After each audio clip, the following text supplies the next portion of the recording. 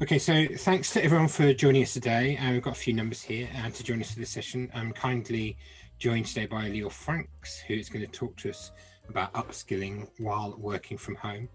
Leor is with us today because he's an expert on, well, a variety of different things across the department, I suppose, for marketing departments, and he's going to share some thoughts for this on a couple of different sections. I think it'd be useful. Got Leor, for the first few minutes, if I can go over to you to do your training bit, the introduction bit, and then what we'll do is open out to a bit of a Q&A after that. I'll probably stop recording and open up everyone's microphones. They can all ask you all the horrible questions they've got about upskilling whilst working from home. So over to you, Leor. Thanks. Thank you very much indeed for the introduction, Simon, and good afternoon, everyone. Lovely to see you.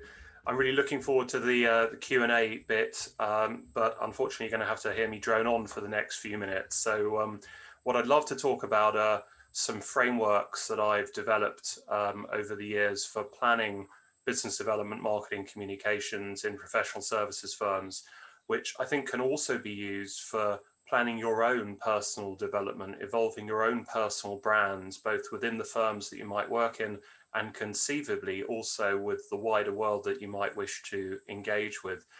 And I have a couple of slides that I would like to talk through if I can get the technology to work. The first of my tools is the GSOT Framework: Goals, Strategies, Objectives, Tactics. I make no claims whatsoever of ownership on this tool. It's something that's been out there in the ether in many different marketing textbooks for many years. And it's something that I find particularly useful when planning. And the 4 stages are goals, strategies, objectives, tactics. The goals for me have to come from the business that you're serving, or have to be your own personal development goals. Where do you want to get to? What's the ultimate destination of your journey? The second level, strategies, which is often the hardest to think about, are the multiple ways in which you want to travel on that journey. And I say strategies plural because I think in most situations there are more than one that you might wish to deploy. And that's true whether you are thinking of a business you're serving or your own personal brand. And the next toolkit I'll come to in a moment, the Favourability journey, is all about conceiving and developing those strategies. The third level is objectives, the particular milestones on the journey that you want to reach. Ideally, these should be smart, measurable, time-bound, etc. Particular items that you want to deliver against. And the final level is tactics, the specific things that you need to implement, the actions to undertake, the investments that you need to run in order to deliver on the objectives that support the multiple strategies that get you to the end goal. I'm sure everyone listening to this will say, yeah, I use similar things to this, might be slightly different, might be a different configuration of terminology, but the logic of this process, I think, is quite sound, both again for your business that you're serving in a firm, but also for your personal development. And I'll come back to that in more detail in a second. But as I said, I think the greatest challenge from my 20 years in the industry is conceiving of and developing the strategies. And over the last few years, I've developed a second toolkit that I like to talk to that I call the Favourability journey. I'm using these chevrons again, so I'm not particularly creative with my graphics. Apologies for that. But for me, the Favourability journey is 4 stages: recognition, reputation, relationships, and revenue. And if you'll indulge me for a second, perhaps I'll tell you a little story to bring this to life and hopefully put it into context. Imagine the vaccines work and suddenly lockdown is over and we can get back to normal. Imagine you're working in a professional services firm and you have to travel suddenly overseas for business to go and meet a client. Wouldn't it be nice to be able to get on a plane and go and meet someone just for a short meeting? Hopefully those days will come back one day. Anyhow, so you walk into the hotel bar that you're going to meet your client in. You don't know the market, you don't know the language, you don't know the culture, and you're sitting at the bar's empty. All you can see in the bar are 40 bottles of wine, and you're trying to decide which bottle of wine you want to order to entertain your client with. The problem is you don't have recognition of any of the 40 bottles of the brands. How can you possibly choose from 40 with no information, no insight, no data? It's virtually impossible. And it's impossible whether you are in a bar looking at bottles of wine or whether you're trying to provide professional services in legal, accounting, consulting, whatever it is. If there's no recognition of your brand, there's going to be no organic traffic coming through to you. People aren't going to pick up the phone. So for me, the first stage of any journey, whether with your brand or your firm's brand, is building recognition in the market. And we could talk another time about all the different techniques. I'm sure many people on this webinar are experts in them. Anyhow, you're back in the bar, you're looking at these 40 and you realize that 5 of those bottles have an award logo on them. And we all know that some awards are better than other awards. There's a particularly amusing story going around in the legal press right now about one particular award organization that isn't particularly worth the paper it's printed on. But leaving that aside, if 5 of them have an award, it gives you a sense of the reputation of them. It gives you some confidence that 5 out of 40 are probably worth your attention more than the others. And that's true in a bar, but it's also true in professional services. Building credibility through awards, through press coverage, through good content is fundamental in professional services to differentiating and showing the caliber and quality of your people. So you're in the bar, you've got 5, and frankly, they all look the same to you. And suddenly the bartender arrives and you have a conversation with him or her. You build a relationship with the bartender. And based on that relationship, you trust what they're saying and they start to offer you some advice. You're now at the 3rd stage of this journey. Relationships obviously fundamental in professional services. Lots of different ways of enhancing, building, etc. But we're not going to talk about the tactics here. The key point is to understand where you are and what you can do to advance the relationships with the target and intended clients, either for the firm or for yourselves. So you're in the bar and you've got the 2 that the bartender recommends based on the relationship. You know, the bartender says to you, look, this one is great. That one is even better. One is $25 a bottle. Good value, very well thought of. The other one is exceptional. It is without question the best wine you've ever drunk in your life, and it's only $250 a bottle. I mean, I know which one I'd choose, but you know, people will make different decisions on who to give their revenue to. This is the 4th stage of the favourability journey. It's about the particular product, the position, the place at that point in time. And it's true in a bar. It's also true in professional services. Look, if you're in the bar meeting a client, you might have to think about bribery concerns and budgets, etc. But in professional services, it's about the right pitch, the right projection at that point in time. So look, this is a silly story, going to a bar, and the reality is we may not be able to travel to a bar to meet clients for some time to come. But if you'll ignore that minor technicality, the point of this is to say, think about where your clients are on their journey with your brand, whether that's your brand as a professional services firm, your brand as a BD and marketing leader in a professional services firm, or your personal brand as a potential employee in the wider world. Where is your audience on this journey? Are they at the point where they simply haven't heard of you and therefore you need to build recognition? Are they at the point where they've heard of you, but you really need to focus on enhancing your credibility, your reputation? Or is it really about getting out and building the right relationships? Or have you done all of that? And is it now really around the sale, closing the deal? So this is a favourability journey tool for me, which is about building the strategies that fit within that GSOT, Goals, Strategies, Objectives, Tactics toolkit. I think you can use it in business development. I think you can use it in planning your relationships within a firm. And I think you can possibly also use it for your personal brand as someone on the job market, if you will. Simon, does that make any sense at all? Yeah, it's wonderful. I love the clarity of it. It feels like a whole 20 years of my life has been distilled into 2 slides. But I think that things that are often complex, that are distilled that way, are elegant rather than simple. And so I love it. Well done. Great work. Will you move on to tell us a bit more about upskilling then, in terms of where we should be focused as well? We've got people on screen now, so that's great. But I think if we start with a couple of questions, the first thing I was going to ask you was, has the pandemic really changed our approach to upskilling? Yeah, I think that's a really good question, Simon. I mean, one of the biggest changes, which I'm sure we've all seen, is around time. And I'm thinking of those of us who have been in lockdown and who've potentially been able to save time by not commuting. I mean, I've had the luxury of saving about 2.5 hours a day, some of which I've invested in spending time with my kids, some of which I've invested in more exercise, although not enough more exercise, and some of which I've invested in upskilling myself, whether that's been in terms of virtual learning, webinars, reading, etc.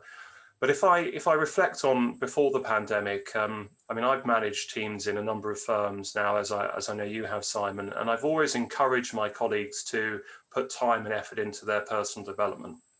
And some of that has been about the support that I can provide in terms of potentially fees for courses or time off from learning or air cover to be focused on learning when you're in the office. But a lot of that development journey requires people to invest their own time and effort. And that has been a challenge for many people in some of the firms I work in with multiple personal commitments and busy jobs. What the lockdown scenario has provided to people is perhaps more time to invest in those things, and particularly the ability to join all of the virtual events and seminars and courses that are out there now. It's often a lot easier for people just to dial into something for an hour than it was to get in a cab or get on the tube and journey to the other side of town for a course. What I hope is that once we return to normal, people still prioritize their personal development, put time into it, because no matter how much support an employer can provide, you do have to invest your own resources in doing these things. And I think the signs are very positive. I'm on the board of a business school, and we've seen a massive rise in demand for virtual learning over the last 9 months, primarily because obviously people can't get to in-person meetings, but I think a lot of people are taking the opportunity to invest their free time and perhaps some of their working time where appropriate in building their skills. And I hope that continues once the world returns to normal. Do you have any, when you've run those teams before, have you had any time allocation in your head or a percentage of time? I mean, Google used to have a day a week, didn't it, where you'd work on your private projects. Any figures in your head, or is it more flexible than that? Well, what I've always striven to do is to make sure in people's personal development plans for the coming year that there's a sort of an allocation of time to invest in education. And that's been around attend a course or do a qualification, and the firm will support you. And sometimes when those courses or qualifications have a defined amount of time in college, we've agreed to set that aside. So it's really been horses for courses depending on the learning opportunities. But the key thing for me has been to put that in people's plans so that we can commit the time and the money to facilitate that, but also so that people commit to doing it themselves. There's no point in the firm throwing cash after someone who doesn't want to actually do it. So it has to be both sides of the equation for it to work effectively. I'm sensing that there's a real be interesting to hear what others can say. And by the way, you can all unmute yourselves now anytime you want, so join the discussion. But I wonder if there's a kind of debate going on at the moment that people are worried about keeping their jobs. Right, we've seen a lot of redundancies in marketing as well, across professional services, and then bosses are under pressure, obviously CMO and above, to make sure that teams are seen to perform. Firms are probably marketing even more than they were previously. I've seen it very close to home with the amount of work that some people are putting into, their day, and I just don't know that they're necessarily respecting that kind of L&D time, as it were, at the moment. So I wonder if you've got any thoughts on that in terms of how do people ensure that they get that time set aside for them, because it is about the future benefit of the business. I mean, it is good for the business. So yeah, no, I agree, and it is a challenge in some organizations. I think it depends on the culture of the organization, the values, whether learning is prioritized. In the olden days when we largely all went to an office, some organizations had a culture of FaceTime and presenteeism. And I've certainly worked in a couple of those firms where myself and colleagues would find it difficult to go to a course or listen to a webinar or leave the office for training if they felt that was taking them away from serving the needs of their partners.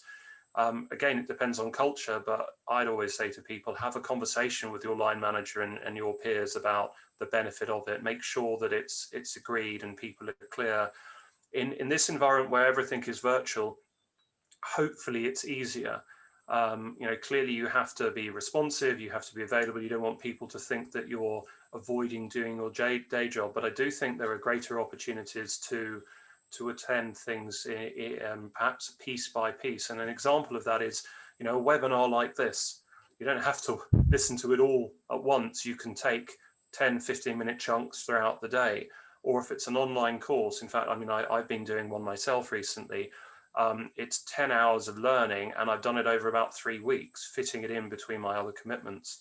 And another thought from me is, if you want to be present and if you want to show colleagues you're listening, can you learn and develop by joining whatever it is that your client-facing teams are doing? I've always encouraged my colleagues to go out to client meetings where possible. And sometimes that's challenging because if you're going to meet a new client, you don't want to turn up with an army of 100 people for fear of raising questions in the client's mind about how many people they're paying for. It's easier potentially to do that on a Zoom such as this, whether you have your camera on or off, whether you're contributing or just listening, but finding the opportunities to learn from wherever you are in the cycle of business is important, and not being afraid to ask. And hopefully we're all in the kind of firms where that kind of approach will be valued rather than frowned upon. Have you seen any trends in the kind of specific skills that people are supposed to be picking up? Yeah, that's a really good question. I think there's an issue around channel, and there's an issue around content. Channels have shifted massively in the last 9-10 months for most of us. If we were having this discussion in November 2019 and planning for 2020, and we were talking about Zoom and webinars, a lot of people would be saying, oh, I don't know how many people will dial into those. I don't know how many people will have the technology or be comfortable to be on webcam. I mean, today, who's had a meeting in person recently? I've been into town once in 8 months. Perhaps some of us are in geographies and markets where the rules are less strict and you can meet people. So there's been a big shift in channel. But the problem with that is everyone is doing webinars, he says, talking on a webinar. Market is really crowded for webinars, and you've got to differentiate in 2 ways. And this is where I think the skills piece comes in. Firstly, you've got to differentiate in content. The content has to be insightful, it has to be different, it has to be timely, it has to be relevant. I mean, that's obvious, and that's the same whether you're online or offline, but never more so now when every organization I know is putting out webinars. But the second is the technology point, because platforms such as the one we're using today are wonderful, but there are potentially other options to encourage more personal contact and discourse. And I won't mention all the vendors' names, but one of the organizations I'm involved in uses Remo, which lets you do this kind of thing, but also lets you break out into discrete virtual round tables to have private conversations with people. And one of the things I've been missing around events like this is the ability to have one-on-one interactions, which is hard when you've got 20 people on a screen, but easier when you've got the technology. So for me, the skills that are in vogue right now are content, identifying what's cool, what's sexy, what's interesting, what's differentiated, but also knowing the right technologies to use, making sure that you can cut through to the audience by not just doing what everyone else is doing at the same time. Okay, I'm going to wrap it up in a minute. Just one last question for you then. Tell us what this, or are you willing to tell us what course have you taken on during the course of lockdown then? What have you personally studied? Yeah, so I've been doing a Royal Institute of Chartered Surveyors RICS course on the real estate life cycle. It sounds a bit... I've seen that infographic. Have you? I've supported real estate practices in most of the firms I've worked in, but I've never had any formal training or education in the subject matter. And I've been in a number of situations over the years where people in the real estate world will use terminology or nomenclature that leaves me completely confused. And, I'll immediately go to Wikipedia or or ask one of the virtual assistants on my phones or whatever to tell me what it is. But it occurred to me that wouldn't it be nice to know in more detail? And I mean, I've done similar things in the past. Good 15 years or so ago, I spent some time working in the insurance world. I'd never had any background in insurance. So I decided off my own back and out of my own pocket to do some of the Chartered Insurance Institute exams, not because I wanted to be an insurer, but because I felt that if I was trying to market a particularly sophisticated technical product, it would be helpful to be in a room with partners and not being glazed over all the time, not being the one asking the stupid questions. So I put my time and effort in then to learning about insurance, as I have done about real estate. I think it kind of doesn't matter what it is as long as it's relevant to your practice and your future direction. I think it's important to build those skills in whatever way you can, especially if you have the luxury of some downtime. It's wonderful, a great answer. Listen, I think we're going to move to the Q&A section where we open up microphones for everyone else. So I'd just like to say, on behalf of everyone who's watching on video, who's not part of the BD Roundtable group, thanks for joining us if you watch this later on video. And you would be able to access the questions and this next session if you came and join the gang. So please do sign up and come and be part of this. Leor, thank you so much for that section, and let's carry on with the open questions now. Thank you, Simon.